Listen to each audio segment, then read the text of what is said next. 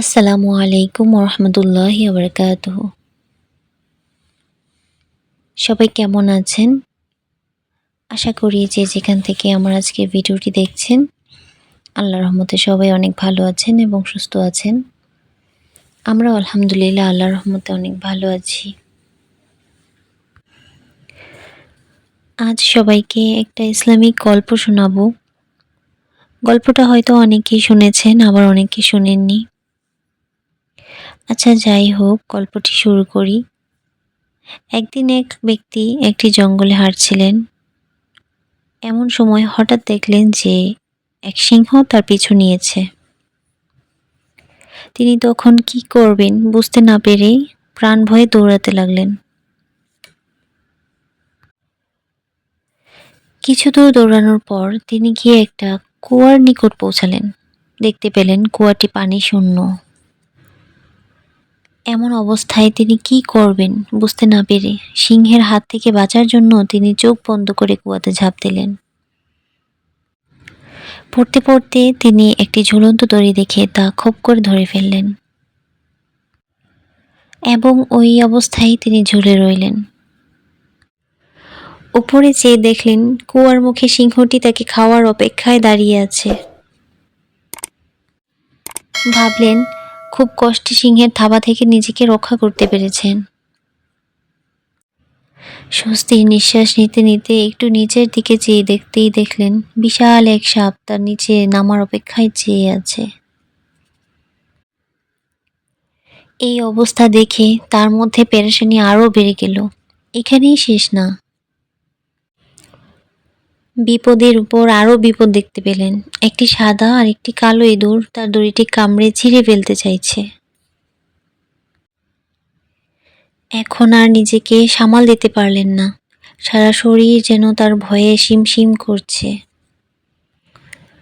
এমন হিমশিম অবস্থায় তিনি কি করবেন যখন তিনি বুঝতে পারছিলেন না, তখন হঠাৎ তার সামনে কুয়ার সাথে একটি মৌচাক দেখতে পেলেন। তিনি কি মনে করে সেই মৌচাকের মধুতে আঙ্গুল ডুবিয়ে দিলেন এবং মিষ্টি মধু চেটে দেখলেন। সেই মধুর মিষ্টতা এতই বেশি ছিল যে তিনি কিছু মুহূর্তের জন্য উপরের গর্জনরত সিংহ এবং নিচে হাঁ করে থাকা সাপ আর দড়িকাটা ইঁদুরের কথা ভুলে গেলেন। ফলে তার বিপদ অবিসম্ভাবী হয়ে দাঁড়ালো।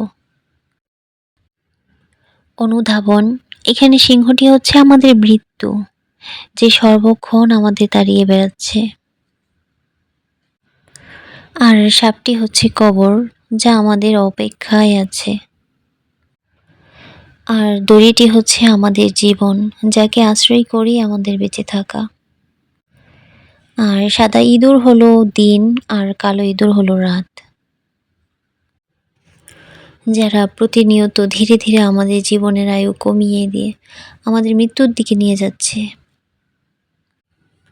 আর মৌচাক হলো দুনিয়া, যার সামান্য মিষ্টতা পরখ করে দেখতে গেলেও আমাদের এই চতুর্মুখী ভয়ানক বিপদের কথা ভুলে যাওয়াটা বাধ্য। এই গল্পটি থেকে আমরা যা শিখলাম তা হচ্ছে আমাদের এখনই সচেতন হওয়া উচিত।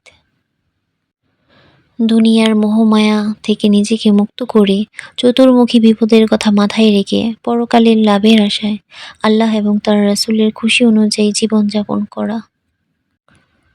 কারণ আমরা সবাই একটু একটু করে মৃত্যুর দিকে অগ্রসর হচ্ছি। হে আল্লাহ, আপনি আমাদের সবাইকে আপনার দ্বীনের সঠিক জ্ঞান বোঝ দান করুন। আমিন।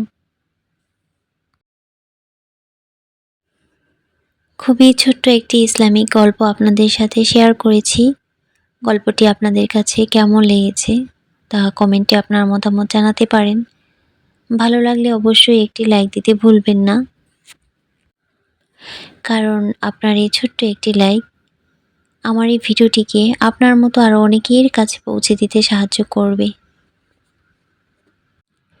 তো আজ ভিডিওটা এই পর্যন্তই। সবাই ভালো থাকবেন, সুস্থ থাকবেন এবং আমার জন্য দোয়া করবেন। এবং আপনাদের সবার জন্য আমার মন থেকে অনেক অনেক দোয়া রইল। সবাই ভালো থাকবেন, সুস্থ থাকবেন। আল্লাহ হাফেজ। আসসালামু আলাইকুম।